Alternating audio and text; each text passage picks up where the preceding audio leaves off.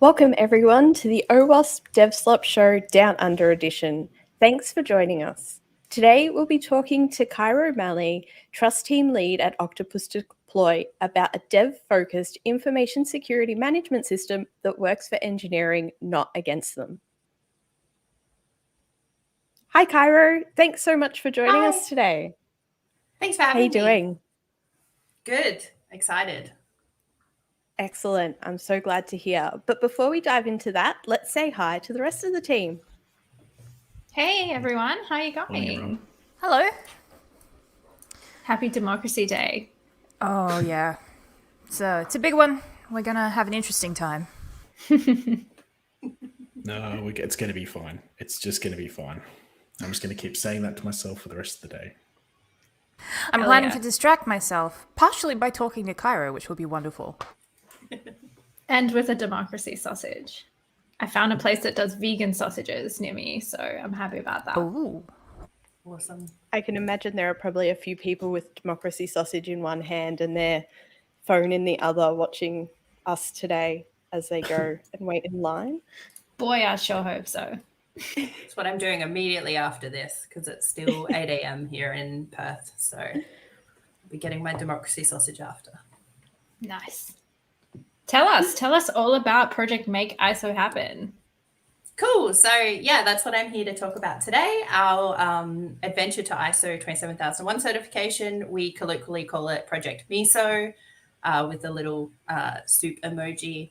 So that's what I'm going to be talking about. So nice. I will kick off with a little bit of an introduction. So hello, nice to meet you all. I'm obviously Cairo. I work at Octopus Deploy doing cybersecurity, governance, risk, and compliance. I've previously worked at a mining company, sorry about that, and a bunch of other organizations across a bunch of different industries. I did consulting for a while. I started off working help desk at an internet service provider and worked my way into cybersecurity from there. I do have a CISP, and I also have a Bachelor of Arts Honours, majoring in politics and international relations. So, high five! I've got a Bachelor of Arts Honours as well. More people should do that and then get into cybersecurity. What can't she do? What can't she do? Math. That is what I can't do. Please don't ask me about cryptography. Yeah, so I guess today I'm going to talk a little bit about who Octopus Deploy is and what we do. Not a sales pitch, more just context around, why we're doing ISO the way that we're doing it. And then I'm going to talk through the trials and the triumphs of our journey towards ISO 27001 certification. I do have a bunch of slides and some content that I'm going to talk to, but I'm really more keen to have a bit more of a discussion. So I'm happy to take questions as we go through. Feel free to interrupt, make jokes, all of that. I'm happy to roll with that. So to set the scene, what is an Octopus Deploy? So Octopus Deploy is a 10-year-old Australian startup, probably at a point where we should stop calling it a startup since it's been around since 2012. Octopus Deploy itself is a product that manages and automates code deployment. So it's built by developers for developers. Our CEO himself is actually a developer, and he built this product because he wanted that product to use. We also have about 60% of our employees working in research and development, so software engineers and developers. So we're really heavily developer focused. As an organization, we're also fully remote, and we have been since pretty much the start. So it's not a COVID response. It's just that's the way it's always been. We heavily utilize cloud products for a lot of our platforms and internal things that we're doing. And again, we've always been like that. We are also at a point where we are rapidly scaling our organization. So during 2021, the headcount of Octopus actually doubled. We were at 90 people at the end of 2020. By the end of 2021, we're at 180. And now heading towards mid-2022, we're up over 200. So we are growing rapidly, hiring across all departments. So we've hired a lot of engineers and developers, but also lots of, salespeople, HR, finance, to really build out those support services as well. And I guess the other thing to keep in mind is that our customers value security, and so do we. We're really mindful that a product that, actually deploys code into an environment is running in a pretty privileged position. So we take that trust very seriously. And obviously our customers do as well. So that's kind of our context around who we are and what we do. So the next thing I'll talk about what actually is ISO 27001. For those who don't know, it's an international standard for an information security management system. So that's kind of what sets it apart from a lot of cybersecurity standards, in that it's not necessarily a prescriptive list of controls that you have to hit. It does have a list of controls in it, but the focus is really more around the management systems that surround that. So it's very process and governance focused. And it's also risk-based. So you're supposed to take a risk approach to all of these controls so that you can actually work out what is most relevant to your organization, what will actually address cybersecurity risks, and then implement that to reduce those risks. So then the next question, why would we actually do ISO 27001? For starters, we do actually care. As I mentioned, we are very aware that we are in a position of high trust with our customers, and we take that responsibility very seriously. It's not something that we are very flippant about. We really do want to make sure that we are building a secure product, and all of our supporting processes and policies are secure as well. Outside of that, we're also at a point where we're scaling. So we are at the point now where we're large enough as an organization that policy and process is actually needed to manage a lot of things. You know, when you're a smaller organization, if you've got, say, 20 people, you can sit them down in a room, have a conversation, tell people things, and everyone comes away with the same information. As you get bigger, that's not really sustainable, and you kind of have to get to the point where it's like, maybe we should write some of this stuff down so that other people can read it. It's also one of those things where as we get bigger and we're hiring more people, we're getting people with a lot of different experiences that have come from a lot of different industries, different backgrounds. So what a lot of people would consider to be like normal or standard or secure is really variable once you get to that size, because their experiences tell them differently. For example, I've come from a big mining company. The security stuff there is very different to, you know, a small startup versus healthcare versus finance. So just making sure we have stuff written down so we kind of have a really consistent baseline that everyone can follow is getting to be a lot more important.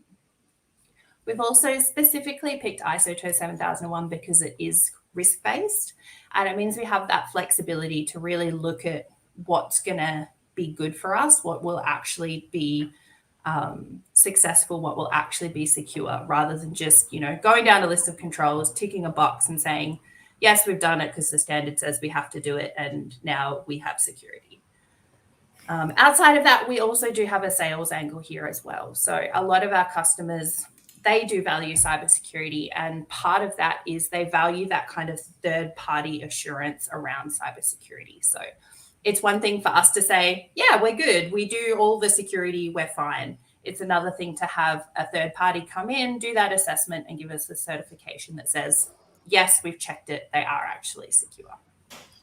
And this is also as more of a requirement for a lot of bigger organizations. And as we scale, those are, I guess, more high value sales targets. And having that certification really does get us in the door there. So we kind of took all of that into account, and that's why we settled on ISO 27001 as the standard that we're going to start with in terms of our security certification program.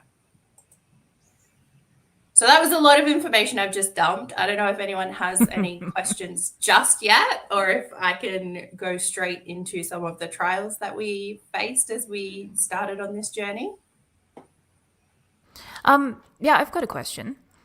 Yeah. You talked about like ISO 27001 as being the thing, but it's not the only thing, right? Like it's not even the only ISO standard. What is it about this specific one that makes it better than the others, and what are the others?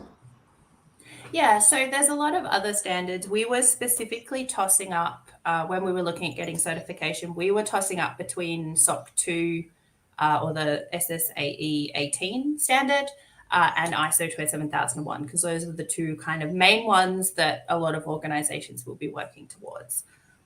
We were tossing up between those two. We ended up picking ISO because it has that risk focus.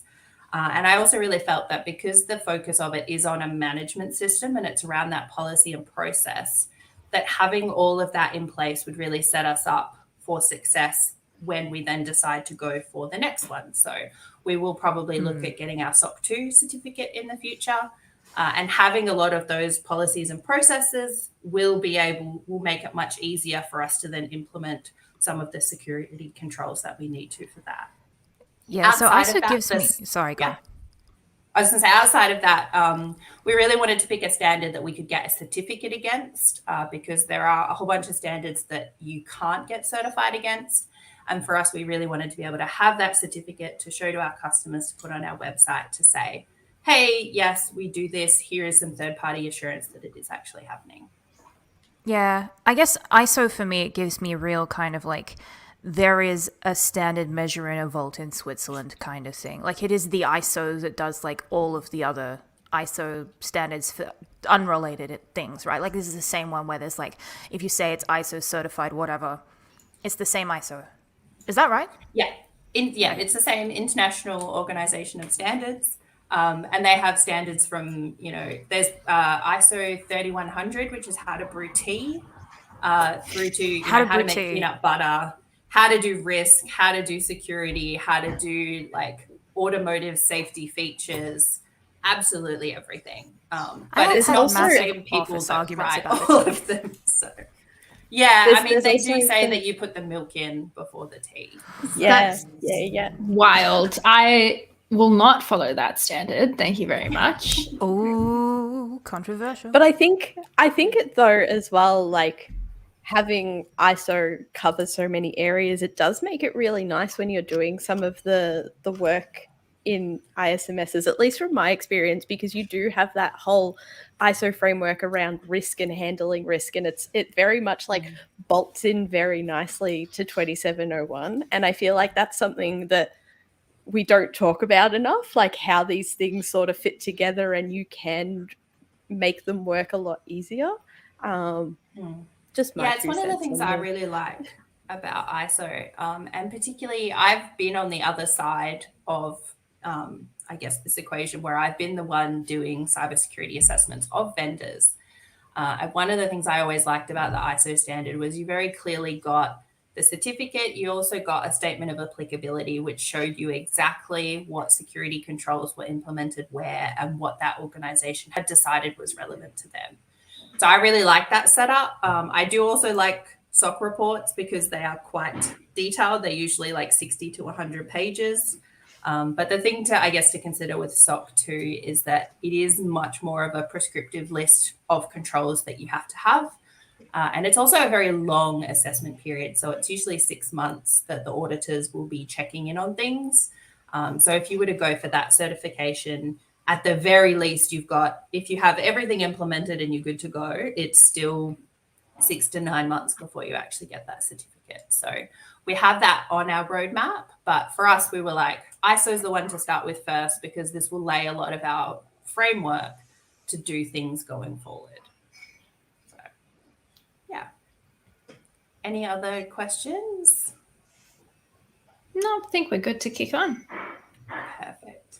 So I'm starting off with the trials because I figured it'd be more fun to finish on the nice stuff. So we'll do the tricky stuff up first. So probably the first challenge that we had when we decided to go ahead with our certification was actually deciding on what the scope would be. So under the ISO 27001 certification, you determine the scope of what will be assessed for that certification. And you can make that as narrow or as broad as you want. And what a lot of organizations will do is they'll make it really quite narrow so that they can get that certification for one particular department or product or whatever it might be. So we had that conundrum to sit down and go, okay, what are we actually going to include when we do our ISO certification? We could have done, we have 2 main products that we sell. One is a server product, which is hosted within a customer's own environment on premise. And we don't really have any connection to it. It sits in their environment. They do with it what they will. We also have a cloud product, which, sits in the cloud, obviously. It's very imaginatively named as Octopus Cloud. And it deploys from the cloud. It deploys into cloud. And that's the one that we get most of the interest in with regards to cybersecurity certifications because it's a bit more I guess there's more of a requirement there that we are keeping it secure because it's in our cloud as opposed to something that sits within a customer's own environment. So we could have decided that our scope was just the cloud product and run with that and then scaled up later if we wanted to. We actually decided to go all in and include everything within our scope to start with. There was a lot of debate back and forth around that decision. And I guess when we decided to do that, we did realize it was going to be a slightly longer timeline to implement everything. But to me, I felt that it was much more of a consistent message around the value of security. I didn't really want to be saying, well, it's really important that you do X, Y, Z when you work on this product, but it's less important when you work on another product. I didn't want to have that kind of disconnect between what we valued. And I didn't want to create that two-tiered system between a lot of our teams as well. So we have separate teams that work on products, and then there's also, the teams do collaborate at times as well. So I didn't want to create that two-tiered system of, some people have to follow policies and some people don't. And there's also a lot of supporting infrastructure that we would have need to cover anyway. So there are sections within ISO 27001 for HR security that includes, onboarding and offboarding, and, if you do background checks when you hire staff, all that kind of stuff, which we would have needed to do anyway, and it would have created an extra layer of complexity to only do that for some teams or staff versus others. So we decided to go all in. That was our decision. Obviously, that does vary from company to company. And it's something we did go back and forth on, but we decided, do it once, do it right, then it's in place and we can just kind of move on. Did you find that was a big discussion? Yeah. Did you find that balancing both your on-prem product and your cloud product, did your roadmap or how you needed to approach it change with, data center controls, cloud providers? Was there anything in what cloud providers offer that made it easier or more difficult to ensure that you covered that as well?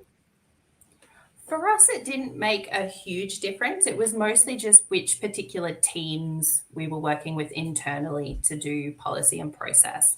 With on the back end, the cloud providers that we use to host our product, it's, the big ones like Azure. So they have all of that stuff in place already. They've got the SOC 2, the ISO, they've got, if you go on their website, you can download reports against 4 million different standards to show how secure they are. So it wasn't a huge issue in terms of, what it actually meant for the product. It was more around how we actually rolled it out with our teams and who did what. So yeah, I guess not a huge issue, just, our internal scope of how many people and how many teams we worked with.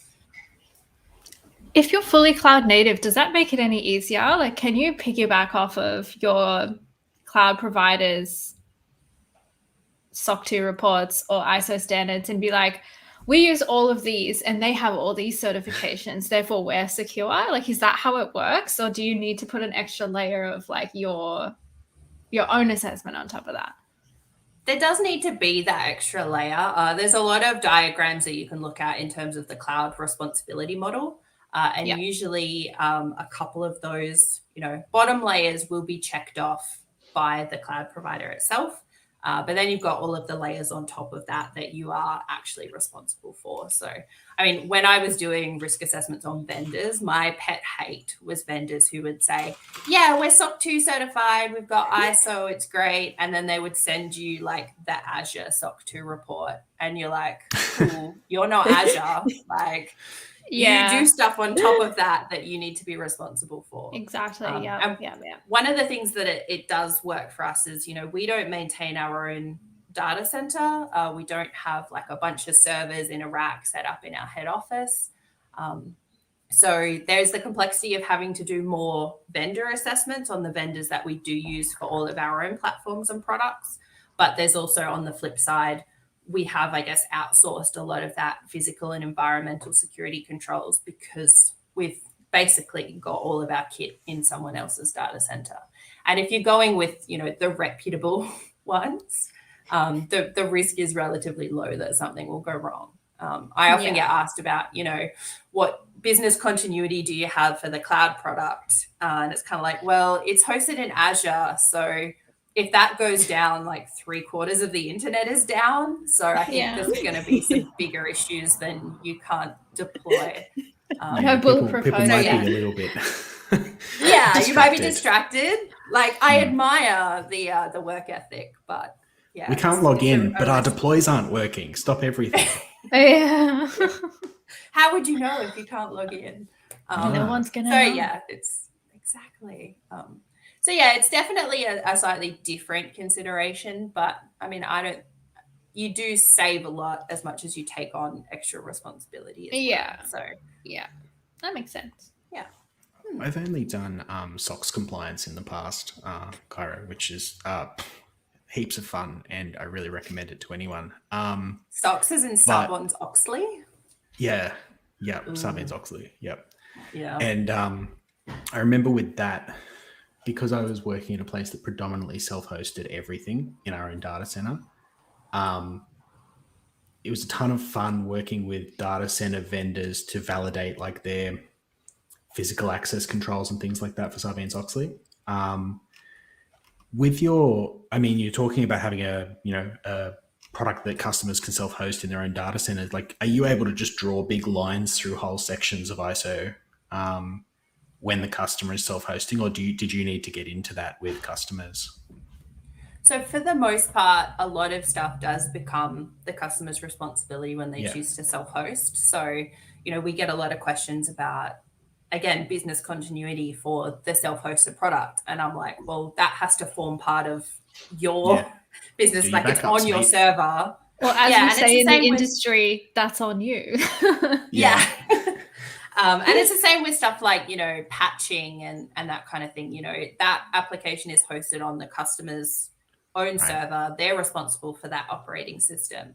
We're responsible for updating the software itself. So we will issue updates and patches when we need to, but then the customer then needs to actually install those updates. It's not something we automatically push out, which is a good thing and a bad thing, I guess, because it means, they might not update when they need to, but it also means we're not pushing updates to their system if they're not, ready for it and disrupting something. So there is a lot of stuff that we kind of say, hey, it's in your environment, that really does fall to you. But we have a really great support team who, are happy to provide as much assistance as possible. I think we've also just started a professional services arm that can do a lot more in-depth stuff about what that looks like for the customer. So we do try to help as much as we can, but, you do have to kind of draw those lines in the sand where it's like, I can't actually access that thing in your environment. So you kind of need to take control of it and look after it. Right. Whereas the cloud product, we take on a bit more responsibility around the security and the configuration of it. And then we are also relying on Azure for some of that stuff as well. So it's a bit more of a daisy chain. Kind of an extension of that question. Do you feel that having sort of like one or two products and maybe a smaller team involved in this actually made it a lot easier, or do you think that the effort of going through this compliance activity would be relatively similar? Like, is there a big overhead? I think there is definitely a bit of overhead. I mean, if you look at writing a statement of applicability, for example, you have to go through like the entire standard and work out what will work for you and what won't work for you. So there's a little bit more work when you have more teams and more products, but in terms of actually going through it, the effort isn't greatly reduced by having a much smaller team. And in a smaller team, you probably have a bit less slack around who you can take off work to actually do this stuff. So I do think, one of the things people say about ISO 27001 is, it can work for an organization of any size. I'm not sure that's strictly accurate. I think you kind of have to get to a particular point where it starts being useful and actually making sense. So I probably wouldn't do it for 10 or 20 people unless you had a really strong sales motivation for that. And if, you're going to make get a bunch of extra customers on board because you have that certification, it is probably worth putting someone to work on that to do it and get the certification. But outside of that, I think a lot of policy and process when you are very, very small as an organization is a little bit too onerous. But, it depends on how people work and what kind of industries they're in. I had another question sort of related to that, which was about like the actual financial cost of getting a certification like this. Like you got to pay up front for it. You've got to like also the cost of like taking somebody off whatever they're doing to do this, which is why they get specialists in. You've got to hire them. And also you've got to recertify, right? Like every year. So how sort of prohibitive is that? Like how much does it add up or deter people from doing this, do you think, in your experience? It can definitely add up, the cost of the certification. So you do your initial assessment, and then there's like annual surveillance audits, and then you recertify every 3 years. So that's quite a lot in terms of, you're paying the auditors to come out and do that. You also have to have people talk to them and spend time with them to walk them through everything and gather all the evidence. And you've got teams who've obviously had to make changes to the way that they work and, actually fix up a bunch of stuff, hopefully, in order to get the certification. So it can be expensive. We also made the decision to buy a platform which helps us track everything. So we've got a platform that it's got a bunch of integrations, so it automatically monitors a bunch of security controls. And then we can upload evidence for other ones manually to show that we're meeting those requirements. So that does, I guess, save us a bit of time and energy in the long run. But obviously there's the initial financial output of purchasing that platform, which might not necessarily make sense for smaller organizations. So there is definitely a financial cost, and it's something that would need to be balanced up against, what the actual advantages are. I mean, personally, I think you can be perfectly secure without an ISO certification, and you can be perfectly insecure with an ISO certification. It's not I was going to say silver bullet, but I hate when people say that because we're not really dealing with werewolves most of the time. Mostly. But ISO to me is the starting point if you approach it in the right way. It's not a 100% guarantee that an organization is secure or won't get breached or anything like that. It just says nothing is, right? Like it's always like people want that picture of a shield with a green tick on it or whatever, but it doesn't mean anything unless you're actually doing stuff. And it's one of the reasons I very much put that risk focus on everything is I don't want to do something just because a standard somewhere told me to do it, and maybe that's just a healthy distrust of authority. But I do like to take a more pragmatic approach and be like, does this actually make sense? And I've got a bit of a slide about that later, talking about pragmatism. But yeah, that to me is kind of the thing. It's nice to have the certificate and be able to show it. I grew up in a participation trophy generation, so I think it's good to have it, and I'd rather have it than not. But I'm aware that there are definitely, drawbacks to particular things, and it's not a 100% guarantee that everything is secure and nothing will ever go wrong. I think there's also, and I think this is one of the maybe the failings of having ISO, having it as an ISO standard, where we don't really ever seem to talk about the cost to culture, like separate of the cost, like monetary wise and time wise. We don't necessarily talk about the cost to culture because, and I think Cairo, you sort of touched on this, like if you have people driving ISO that don't really care about how it'll impact culture or don't really take that pragmatic risk-based approach, you can make conditions so poor that I think sometimes you just end up with people resigning because they feel like the company has become too bureaucratic. And it's like, I think it's really interesting because we don't consider that a cost of implementing ISO poorly. We just sort of assume that it's only the financials involved with rolling out the policies and processes itself. But I'll see if that segues nicely into the next section. I do have some things later on, so we can. We don't want to front load this too much. Yeah. So I'll move on to my second point, which was, working to implement ISO 27001, it wasn't actually something that we had done before. Coming from, being that smaller startup culture, we didn't have much in the way of consistent governance processes across the organization. All of our teams, they were doing a lot of good stuff around, writing things down, and everyone had policies and processes, but they were different across each of the teams. And, some of what people would call policies from my governance perspective is actually a standard or a process.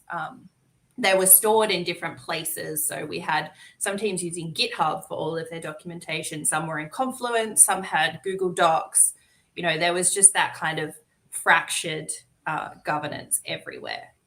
So I don't want to say like no one was writing stuff down, because they definitely were, and they were definitely doing a lot of good stuff already. It was just not everyone had visibility over everyone else. There wasn't a lot of consistency. So that was one of the things that we really had to work on, was to kind of decide what a lot of this stuff looked like from a holistic perspective, from a whole of company perspective. So we had to start, getting everyone on the same page in terms of vocabulary. So what is actually a process, and, what needs to happen for that to be an official policy? Who has to approve it? So we actually set up an information security policy review team, which we call iSport.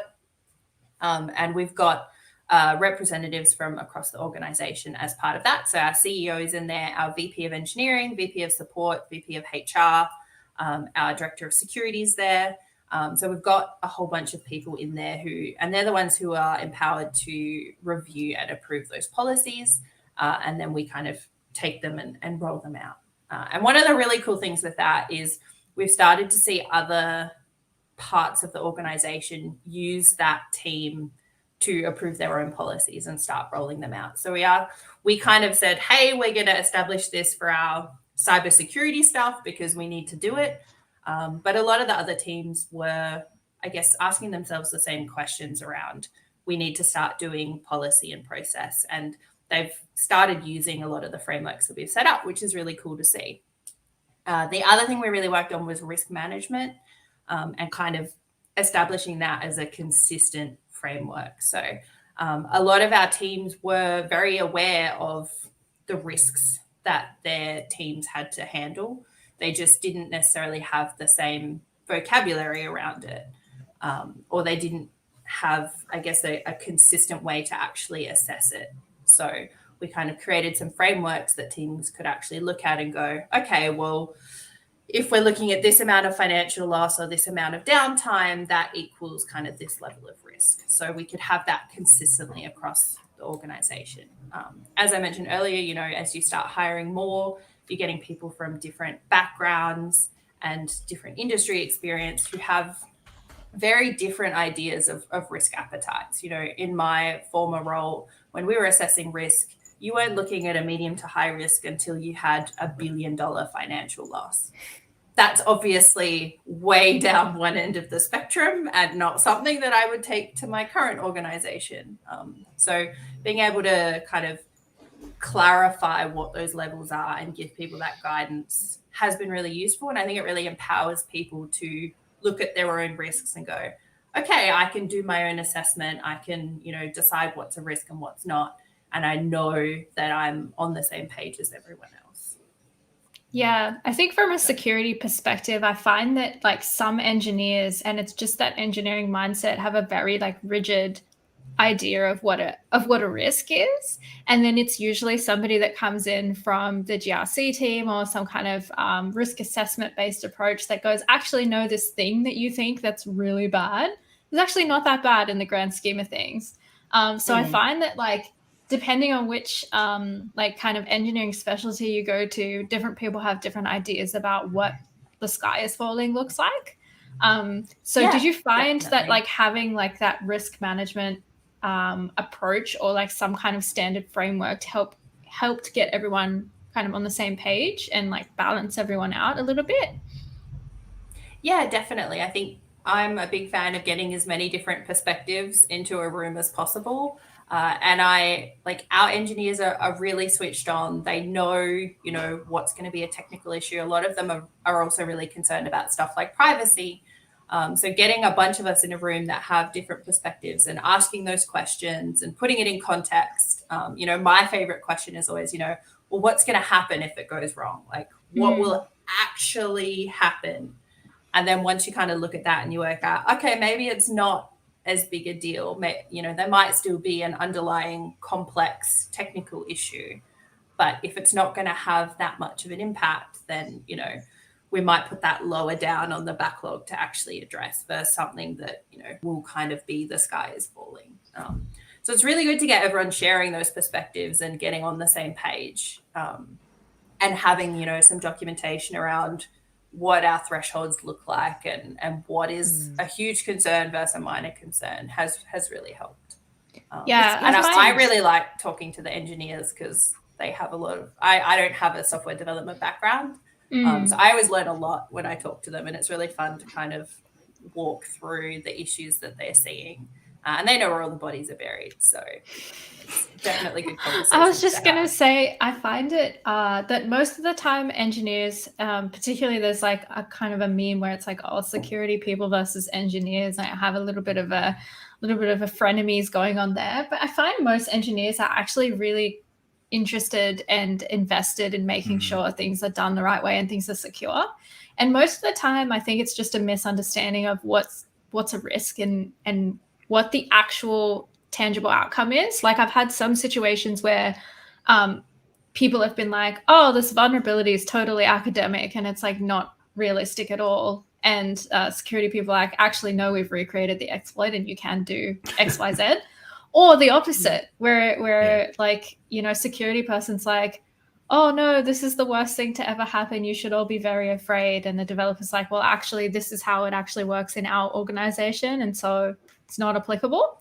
So I think that like having that like transparent framework that's like, likelihood versus impact, everyone can go back to that and kind of reorient themselves and get on the same page. And then you'll find that most people have the same end goal in mind anyway. Yeah, I think we saw it a lot with with Log4j, and there was the big scary one, and then all of kind of the other ones that were coming out afterwards. And we found internally with our response to that, everyone was on it, everyone wanted to fix it, and then with each subsequent CVE that came out, everyone was treating them all as exactly as concerning and significant as the first one, whereas a lot of them were much lower level, and it was just people were poking at the product, so they were finding more vulnerabilities. But it was like everyone was so enthusiastic to like fix everything and find out if we were impacted that we kind of actually had to pull some people back and be like, hey guys, like calm down. This is, from a risk perspective, this is much lower than some of the stuff that we saw before. So like, I love that enthusiasm, but it's also like, let's put a lens over this and not get carried away. It's definitely easy to get distracted. One of the things I see really often play into this, and it goes back, I think, to what you were saying before about getting that mix of perspectives into it, is getting a lot of like the business people into it, because I think that they also have pretty strong views about what risk looks like, and mostly it revolves around reputations and fines and things like that. And so it's not necessarily about what gets leaked, it's about what could look bad and how much money it would cost us in terms of risk, which I think is like one of the reasons why we would get multiple people in there. But how often do you have to walk people back from that kind of alarmism? It's a really interesting one. I mean, for us particularly, we don't store, huge volumes of personal information. We're not really in that kind of business. So for us, the reputation is a really big one, particularly because the product is in such a trusted position within other people's environments. So reputation is huge for us. And if we were to have, everyone trots out SolarWinds as the big thing, but we really took a lot of that to heart because we are a link in the supply chain. We're a vendor. People buy our product and put it in their environment and trust it. And for us, that reputation thing is a huge thing. So we are very mindful of the optics of what things look like. That's why, we have mentioned the sales angle of getting this particular certification. We want to be able to show that we take it seriously, and we want to maintain a reputation of an organization that does take it seriously. So that definitely factors in, and it's one of the, I guess, risk categories that we have is, there's, financial damage, but also reputation, which then flows on to lost sales, cancelled licenses, all of that kind of stuff. So it's something that we definitely keep in mind. And we've got, product people who talk directly with our customers and get a lot of feedback from them about what they want to see, and they want to be able to tell the story of, our security journey and, what we actually do to make our product trustworthy. So it all kind of factors in, and we try to, I guess, some of that reputational stuff is a bit harder to quantify because it's hard to go, well, one particular incident will equal X number of lost sales. Yeah. But it's definitely something we always keep in mind. And, we kind of think about, my questions are often like, well, if this was like front page of Reddit or like a tweet went viral or something, like, how would we feel about that? What would that impact us? And, often if something was a huge drama, then it would definitely impact us. I'm thinking a lot about that, like the Octopus Breach, like the Lapsus breach where they hit a third party, and it wasn't actually Okta itself that got breached in that case, but a lot of the blowback was on Okta for the way that they handled the thing reputationally and all of that kind of stuff. And how, like, even though from their point of view, technically not much really happened, reputationally it was pretty huge, and it got a lot of media attention and coverage and stuff like that. So, there were probably like lost clients and all kinds of stuff out of that. So yeah, I don't know. That's just a random comment. Don't mind me. I'll keep going because we are touching on a lot of what I've got later. Okay. Sorry, what were you saying, James? I was just going to say really quickly, just taking those 2 points we just discussed and being like, now Kiss, the discussion about like reputational damage and like the trusty position that especially something like a CI platform, right, holds, naturally needing access to a bunch of extra systems to bring it all together and build software, and talking to engineers and, finding that, like, as we said, like they know where the bodies are buried. But conversely, I found in my time that there's flow-on benefits from having those conversations with the engineers where you're talking about risk and real-world risk, because then that factors in, like, down the track into how they then continue with their risk assessments in their engineering practice. I've always found that sometimes, depending on the individual engineer, I guess, actually even just having these conversations can yield, like, whether or not you get the certification, having the conversations can yield real benefits to an engineering organization in how they view the work they do and the potential flow-on effects, not just from a business perspective, but from an end user perspective. So I think it's really valuable. Yeah, I definitely agree with that. And, to be transparent, we actually use our own product to do a lot of our DevOpsy kind of stuff. So I guess we are doubly invested in how the product works because, it's what we sell, but it's also what we use. So we've kind of got both sides of the supply chain in our own product. So that's, I guess, part of why we take it so seriously is it's everyone else's security, but it's also ours as well. Yeah, very good idea. So just a really quick point on my final one is that everything takes longer than you think. I actually, I guess, signed up to do this talk, I think, in December last year. And we were expecting to pretty much be getting our certification now. That's not actually what's happening. We're still kind of midway through. And our timelines have slipped a little bit because there's just so many dependencies around a lot of this stuff. So be prepared for things to take longer than what you might think. It is good to have a timeline, but, keep in mind that's probably going to need to be a little flexible. So I'll skip through questions because we already did questions. I'll talk about some of we are made of really questions over here. Yeah. A lot of this stuff is stuff we've actually touched on as we've gone through, which is really good. So one of the things that I guess I found a little bit surprising coming from outside of Octopus, I've been there since August last year, so it's been maybe 9 months. I was surprised at how, like, keen everyone was to, like, jump onto this project and be like, yes, let's, change the way that we work and let's implement policy and process. I'm much more used to security being the villain, and, having to tell people to do things and they're like, no, it's too hard, or it's too much effort, or I just don't want to do it. That's very much Big the boomer background that mentality. I've come from. Yeah, I've definitely come from organizations where security was viewed like that. So coming into Octopus, where we were like, we're going to do this, and people were like, heck yeah, sign me up. What could I do? I was like, what? Are you sure? Like, do you understand what's going on here? But people were really keen to work into the wrong building. collaboratively. Like, am I? What?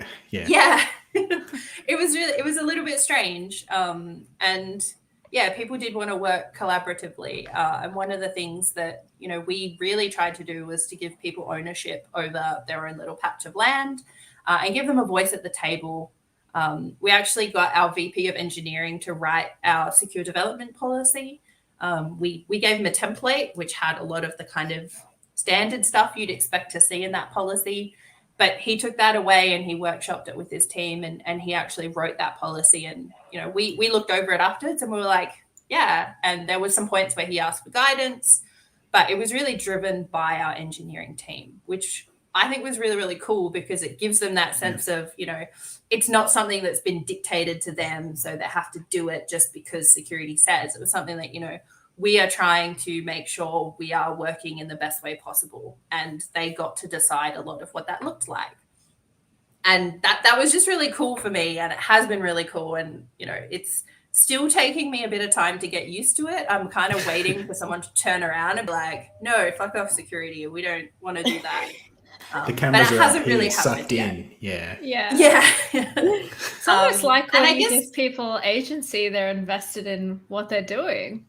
Wild good, right? And this kind of dovetails nicely into my next point, which is to build trust. And I think the way that my team has really tried to approach a lot of this stuff has really helped give the rest of the teams the ability to trust that when we do have to maybe dictate something a little bit more onerous or a little bit annoying, that they do trust that we've thought about it and we're doing it in the right way. So we always try to make sure we are being pragmatic. We're putting that risk view over things, and we're not just doing stuff for the sake of doing stuff. I really firmly believe that if you're explaining to someone why they need to do something and your response is, well, a document said so, that you're not really doing it right. Like, you should be able to actually explain. Yeah, exactly. If and someone says because I said so, I'm just like automatically like, nah, fuck you, I don't want to do it. Yeah, exactly. You must have been and fun as a toddler. Yeah, and that's exactly the way that I like to work. I like to know what's going on. I like to be invested. So that's something that my team has worked really hard to try to flow on to the rest of the teams. And I think that really builds into that collaborative approach that the other teams have taken. We have that trust in each other that we know that they're going to do the things that they need to do, and they know what they're doing, and they're competent, and they know that we're not going to force them to do stuff just for the fun of it. So I really think having that kind of that trust and that collaboration is like the foundation of doing a lot of this stuff. Sounds really healthy, Yeah, weird. Unusually healthy. Yeah. Kind of weird. Yeah, and I guess building on that is the messaging is really half the battle with a lot of this stuff. We were really mindful when we started this that we were actually shifting the culture a little bit. Coming from that startup background with lots of developers, people would traditionally had a lot of freedom to kind of do whatever they want. We have people working on all kinds of different operating systems, the Linux distros that all sound like Pokemon. We have a lot of them. So it was really important to us to make sure that we were hitting the messaging that, we're not here to like take all the fun and innovation out of something. What we want to do is create that safety net so that people can go and mess around and experiment. And if something happens to go wrong, we will be there to catch them. We used a lot of memes, I guess, in a lot of our messaging. Everything that's on this slide has been used internally at one point or another.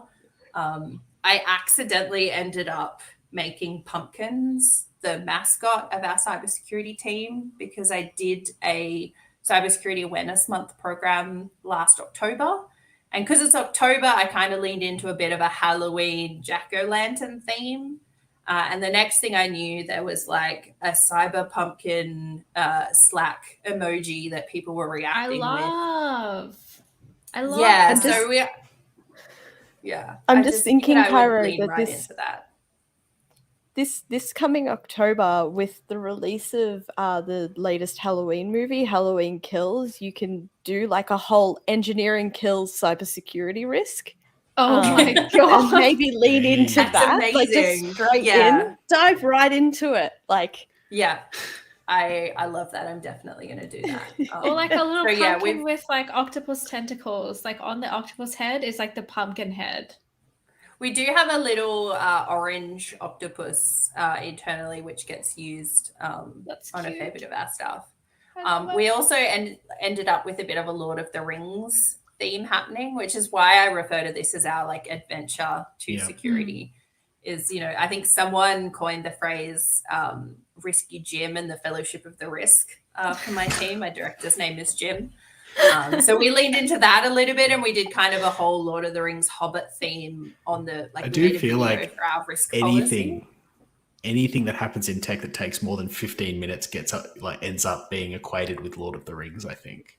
Yeah. Yeah. As I'm particularly proud of that. What about our second factor of authentication meme? It's great. just so good. We've had one, yes. What about our second? Yeah, that one I really enjoyed. So yeah, just making sure you're talking to people in a language they understand. Lean into the weird stuff that happens. You know, we made some cybersecurity awareness videos where I actually got permission from our CEO to like print off a picture of his face and wear it as a mask and do a dramatic reenactment of a spear phishing email.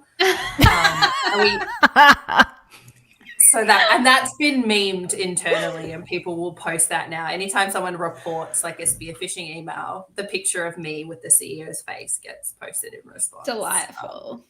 And Love like it. we did a Christmas video where I made my boss dress up as Santa Claus, and people wrote him letters describing how they'd been like naughty or nice with their cybersecurity practices during the year, and they got presents. So that was really fun. And it was also like we got people from other teams to record their like letters to Santa. And a lot of them were in isolation at the time. So they had a bit of free time to like put a lot of energy into it. And we were really impressed with like the responses that we got. So I love that stuff around like just being a little bit silly, you know, talking to people in a way that they can understand it, being pragmatic, gaining people's trust. It all kind of, I guess, swirls into these like 3 points that I've made around our triumphs. So yeah, I think we managed to get through the majority of that with all the questions. I'm sure there's a few more questions if we want to keep chatting. I do have one. I need to bring up a comment from Lily on the screen though. This one's a good one. You're the pun queen. Thank you. Yes. Just every time I hear the word ISO now, I don't think about certification. I think about being alone in my house for 5 months. Is this Yeah, trauma? there's definitely a bit of that. It also like mildly bugs me that it's in English. It's the International Organization of Standards, which is IOS rather than ISO, but they're called ISO because the French is ISO. But that's one of my small bugbears. I didn't know that. We probably I've also been calling avoided that an the Apple lawsuit. International Standards Organization this whole time.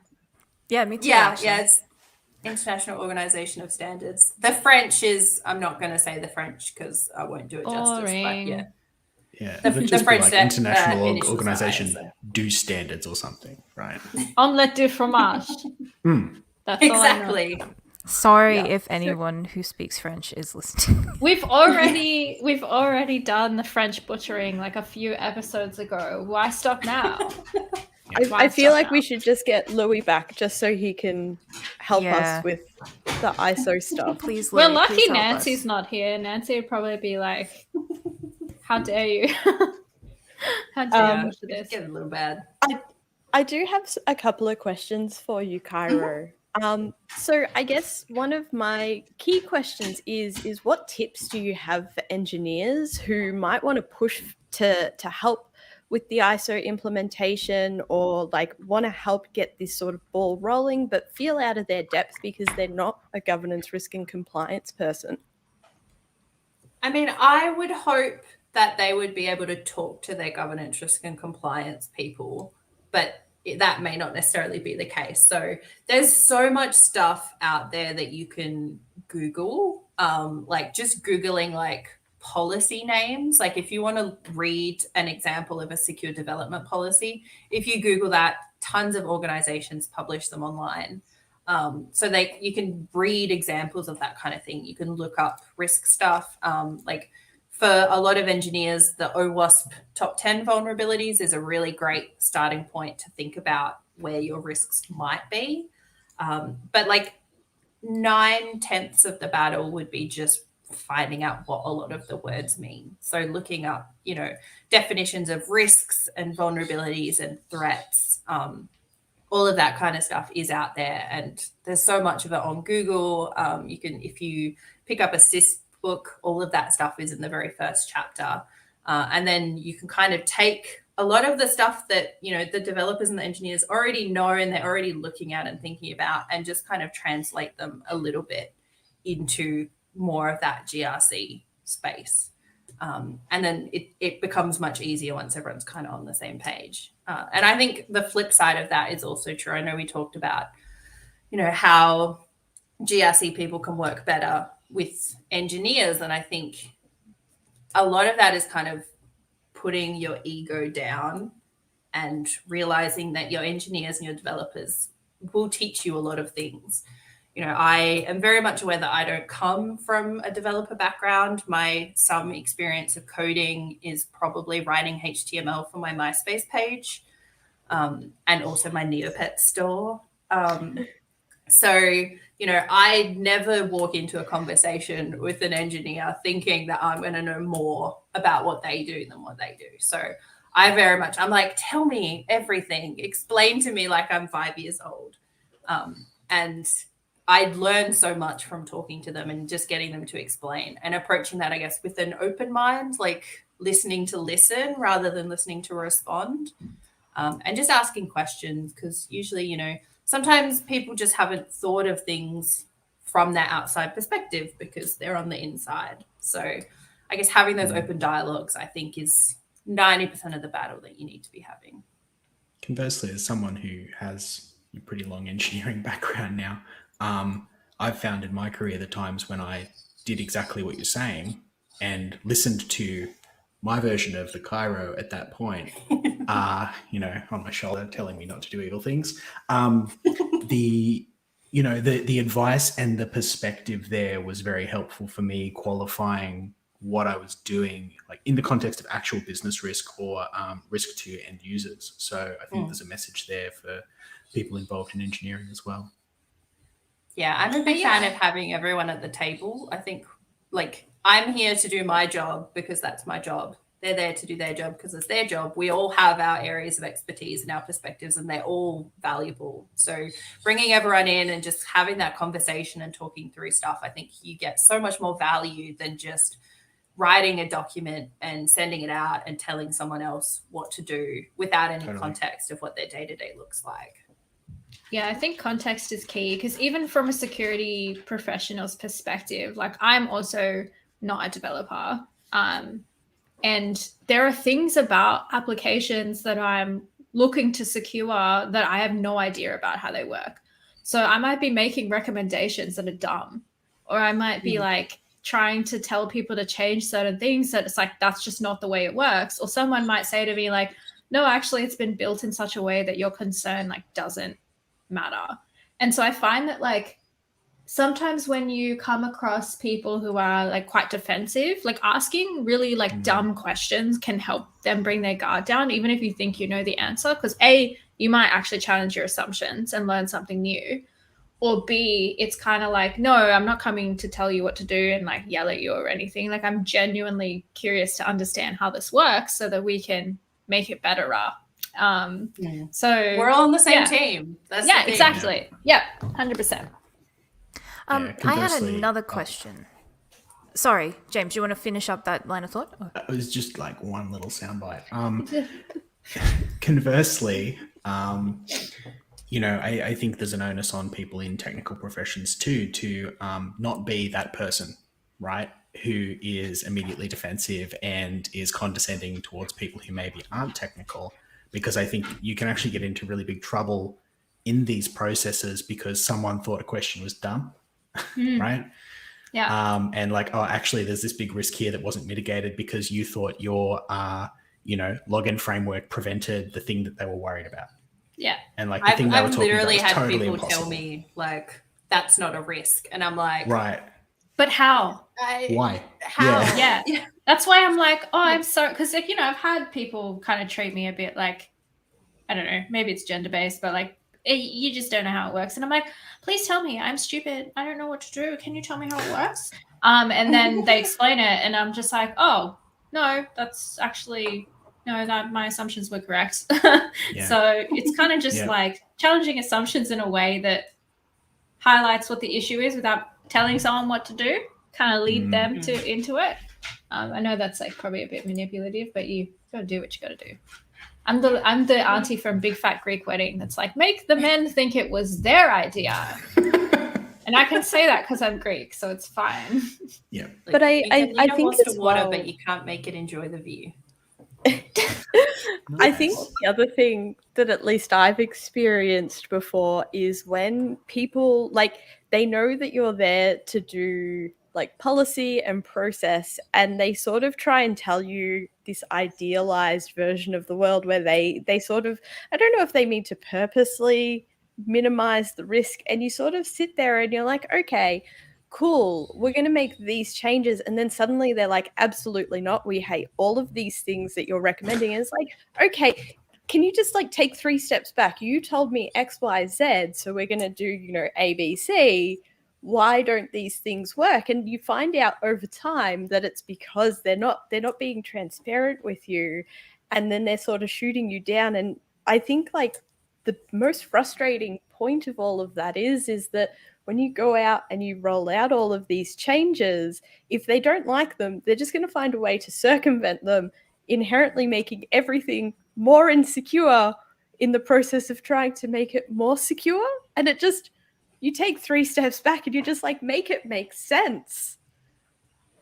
I feel you. Yeah. Yeah. I think that's another reason to get people on board, though. Like, I think that's exactly why, like, Kyra, when you're explaining about collaboration and getting people to write their own policies, like, it's the best way to ensure that people don't circumvent them, and that security is the easier path. It's not the, like, uphill battle. Like, make the right path the easiest one and make it make sense for developers. And I think that that's really, like, the best way to go about it. Yeah, one of the things we've been talking about is a risk amnesty. So it's kind of like, if you know that there's something that's not right, that's, maybe it's been done poorly, or, you have concerns about something that was built 5 years ago that's maybe not up to scratch now. Yeah, come forward, tell us about it. We're not going to point fingers and blame people for it. It's, there's an amnesty. It's just, we just want to know about it, because once we know about it, we can start doing things about it. Yeah. If we don't know, it's just going to sit there and fester. Yeah. And, I'm not going to lie. I'm not going to lie. When I find out about those sort of things, like you'll be in a Zoom meeting and you'll be like, oh, okay, all right. And you're making all of these notes and you jump off the Zoom call and like you get your pillow and you just sort of scream. And it's like, it's not because like the person has told you. It's just because like you suddenly find out and you're so grateful. Don't feel. Yeah, and you're just like, oh my god. And then you have to like go tell other people, and they sort of, you like just keep that chain of screaming going. We used to call that lifting rocks, where you'd lift up the rock and there's all the like creepy crawlies underneath, and you're like, well, now I have to do something about this. But that's what we're here for. That's the point of it. I think Lily had a question. I do. It's just been a thing that's been in the back of my mind as we've been talking about ISO overall. One of the things I really want your take on, Cairo, is about how the ISO 27001 framework or any sort of security compliance frameworks work in situations where you don't have an established cultural norm of policies and hierarchies and frameworks and things. Like, for example, if you're working in an agile software delivery environment that is actually doing agile software delivery and not just like waterfall with agile words put on top of it. And, you know, people are trying things out and being really flexible with the way that they work and throwing things out when it's not working for them and switching up the way that they work every week or 2 weeks or whatever. How do you put a framework or a compliance framework like ISO 27001 into the environment like that? Yeah, it's a really good question. And it's something that I guess we kind of are trying to do because we do work in, 6-week sprints. We do a lot of that agile DevOpsy kind of stuff. And we are very much keen for people to be free to do the things that they want and need to do as part of innovation and research and stuff. So for us, it's been a real, I guess, public messaging thing. So I've been trying really hard to make sure people are empowered themselves to think about risk and security rather than, having to come and grab someone from the security team and do a risk assessment before every single project. We're working on each team managing their own risk registers so that they're in control of that. They are going to give me updates on a rolling basis so I can maybe ask questions or push on particular things. But for us, I guess the key to it has really been, empowering people. And we want to have the policies there in the background so that people know what the guardrails are and what they need to be thinking about and, what's too scary versus what's not very scary from a security perspective. And then kind of setting them loose to do what they need to do within those guardrails. And, I think I talked about creating those safety nets. It's something that, we haven't taken away everyone's admin access to their laptops. We haven't done a lot of this stuff that traditional security organizations might, because we recognize that people have legitimate business needs to do that. So we've tried to create as much freedom as we can within some very specific boundaries, which is maybe not freedom, but it feels like freedom. That's kind of what a society is, right? It's like having you can do whatever you want versus barn chickens. Exactly. What a comment on election day, by the way. Just oh God, I managed to briefly forget that we were having an election today. I'm getting hungry for my democracy sausage, my vegan sausage. Well, What a quote. Cannot wait. Hungry for that democracy sausage. Give it to. I feel like anybody who's not from Australia or like knows the Australian context might be like, "What you talking about?" Just go and Google democracy sausage. is that a metaphor? Yeah. Yeah. And for those of you who are in Australia and can vote, please go vote today. Do it. I don't care who you vote for as long as you do it. Exercise So your we're reaching- illusion of freedom. Yeah. We're reaching the end of today's show. So I just wanted to say thank you so much, Cairo, for sharing Octopus Deploy's journey with us today. And I want to thank everyone who tuned in. We hope you enjoyed the show. If you found it useful, educational, or just entertaining, you can subscribe on Twitch or YouTube. And you can also join us on Discord to keep the conversation going. All of the links are in our Twitch channel and on our Meetup page. As we have sort of said already a million times, if you're in Australia, today is election day, so don't forget to head down to your local voting location and get your freedom sausage and vote. The next episode of OWASP DevSlop, the details will be coming out soon, so make sure you are subscribed to Twitch, YouTube, and you're following us on Meetup to get those details, and we will see you all then.